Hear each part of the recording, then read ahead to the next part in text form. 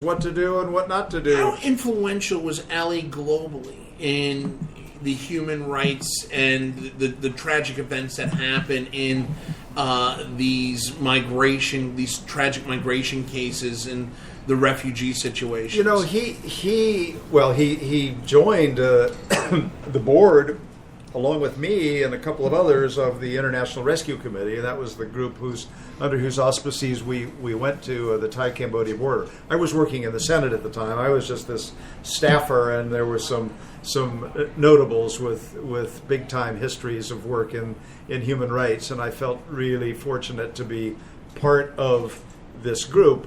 And then I, for 35 years, have been on the board of the IRC and would see Eli occasionally. He was not a regular attendee at the board meetings, but we had this special bond. He bore witness. He said we must never forget what happened in the Holocaust, and for him the Holocaust meant one thing and one thing only. This was part of his problem with the White House. It meant the attempt by Hitler to exterminate all Jews. Horrible, terrible things happened to others, to gypsies, to gays, to persons with disabilities, to Ukrainians. But for the Jews, the effort was to kill them all. All Jews suffered, and his whole life grew out of that experience, but he began in later years to write about, talk about, and lecture on genocidal tendencies that would occur elsewhere in the world.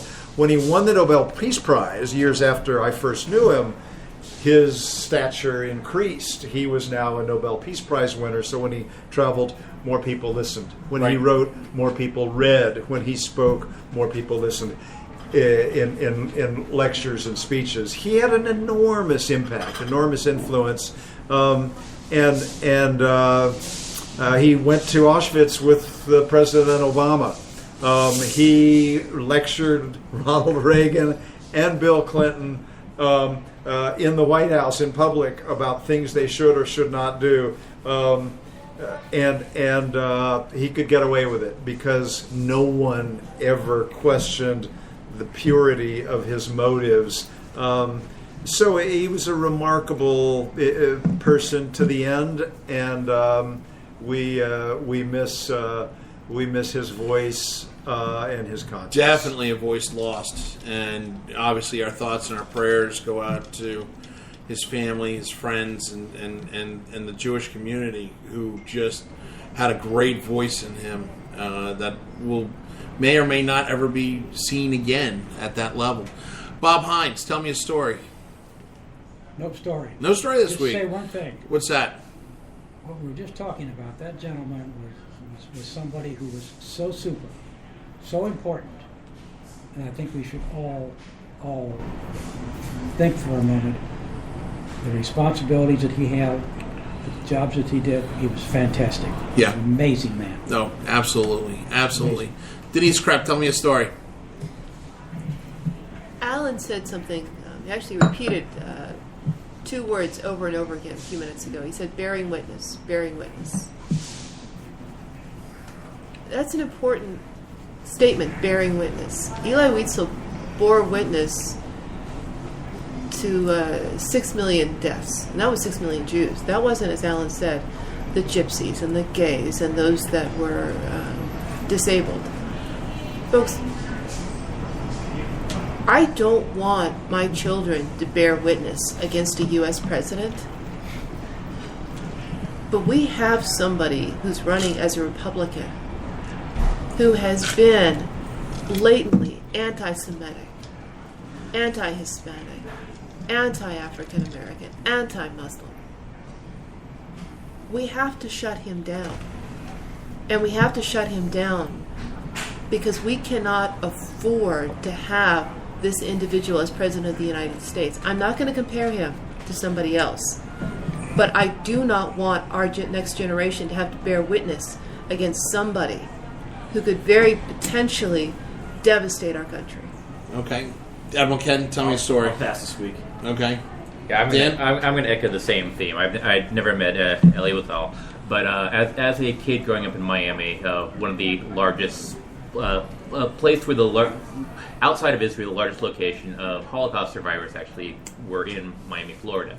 And I had the opportunity as a high school student to go speak to Holocaust survivors with their numbered tattoos on their forearms.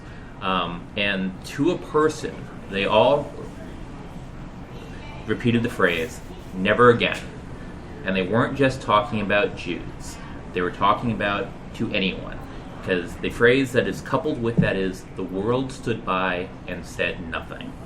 What Hitler did in the Second World War and the Holocaust, he didn't do with his own hand, he did with his words.